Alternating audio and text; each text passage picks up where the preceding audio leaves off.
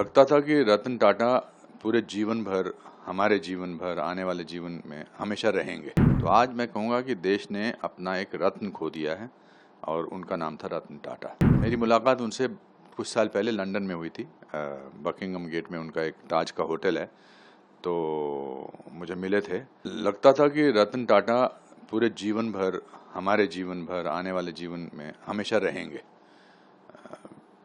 क्योंकि कुछ लोग आप उनको हमेशा मिलते नहीं हैं, बट उनका एहसास देश के इंफ्रास्ट्रक्चर में नज़र आता है, देश के चैरिटी इंस्टीट्यूशन में नज़र आता है, देश के आबो हवा में नज़र आता है, अच्छाई में नज़र आता है। तो आज मैं कहूँगा कि देश ने अपना एक रत्न खो दिया है और उनका नाम था रतन टाटा। मेरी मुलाकात उनसे कुछ साल पहले लंदन में हुई थी।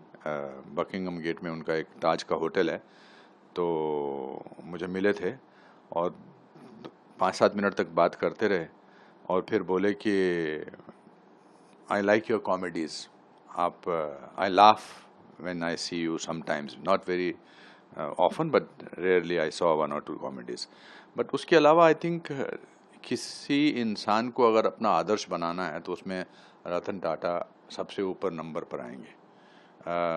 चाहे वो चैरिटी के नाम पर हो, चाहे वो गिविंग के नाम पर हो, चाहे वो प्रिंसिपल्स के नाम पे हो, चाहे वो अनुभवों के नाम पर हो, और किस तरह से क्वाइटली काम अच्छा करना चाहिए। इंडस्ट्रियलिस्ट तो नज़र ही नहीं आते थे। वो टाटा का इंडस्ट्रियलिस्ट होना ज़्यादा ध्यान में नहीं आता था, पर टाटा का गिवर, एक चैरिटेबल नेचर, वो हमेशा ध्यान में रहता था। हमारे यहाँ तो मुहावरा था ना कि अपने आप को टाटा पर समझता है क्या, तो ये वैसे टाटा हैं जिनको कभी टाटा करने का दिल नहीं करेगा। बट उनकी लेगेसी अच्छाई की, गुडनेस की, चैरिटी की, प्रिंसिपल्स की, ऑथेंटिसिटी की, आई थिंक हमारे लिए एक प्रेरणात्मक स्रोत रहेगी।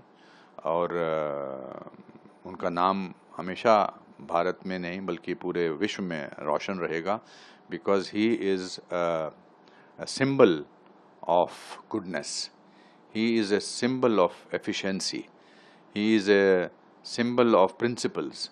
So वो याद दिलाते रहते हैं कि ये इंसान जो है ऐसा, अगर मैं 10% भी बन सकूं तो मैं अपने आप को बहुत ही खुश नसीब समझूंगा।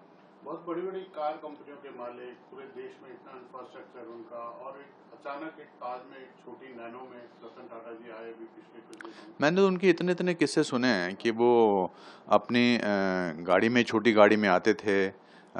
कोई ऐसा उनका ऑफिस नहीं था, तो सिंप्लिसिटी, घर भी छोटा था। हाँ बिल्कुल, सिंप्लिसिटी का इससे बड़ा उदाहरण कहीं हो ही नहीं सकता है।